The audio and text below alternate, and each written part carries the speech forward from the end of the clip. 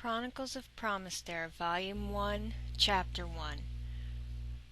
Some things are easier recalled when you've experienced them firsthand. Other things are best left unsaid.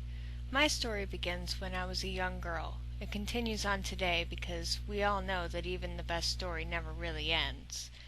The youngest out of 4 children, I was rarely noticed by my family. Couldn't really blame them. You see, my parents ran the regions of Alizare. Then one must take into the account that I was the only daughter of the children. Boys will be boys.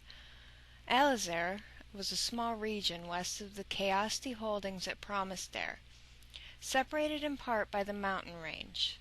There really wasn't much to the region. It had the family house, council building, marketplace, and numerous farms. I spent most of my time in the border forest, content with being left alone. Even in my youth I was gifted beyond the comprehension of my parents. Just by placing my hands on an item I could heal or destroy it.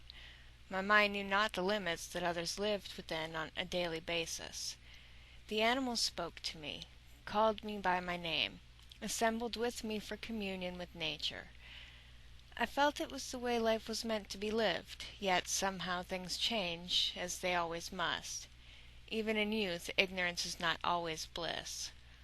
Early one morning, I stumbled upon an injured man. I just watched for a while from the cover of the trees provided. His hair was long and black. His skin was pale, other than the thin line of blood coming from the wound on his shoulder. I inched my way closer, trying to conclude if he was indeed as harmless as he looked. When his ice-blue eyes met my pale green eyes, electricity shot through my limbs. I knew then that he was a guardian. I rushed over to help him. "Hold still," I said to him calmly as I put my hands on his shoulder. He looked at me, surveyed my youth, and possibly thought me mad. As his wound closed, his features softened as the pain gave way to the healing. When he smiled, it was warm and friendly. "Thank you, young miss," he said pleasantly. "You're welcome," I said happily. As I turned to go, he grabbed my arm.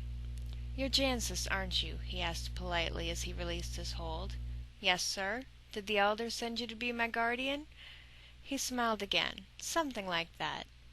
My name is Draven. I would like to be the one to mentor you if that's all right with your parents."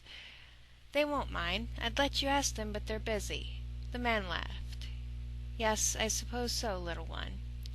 So it went on for a while. Draven would come, show me a few things, and then be gone for days at a time. Not that I ever told anyone about him. It was my secret. Besides, the family was more concerned with running the region. I barely saw them anymore. Then it happened. I could see Draven standing on the hill as the sky rained black fire. The keep fell first. My brothers, my parents, they all went down in one frail moment. I screamed as Draven raced to save me. Then my world, too, went black. I couldn't remember a thing. My head hurt.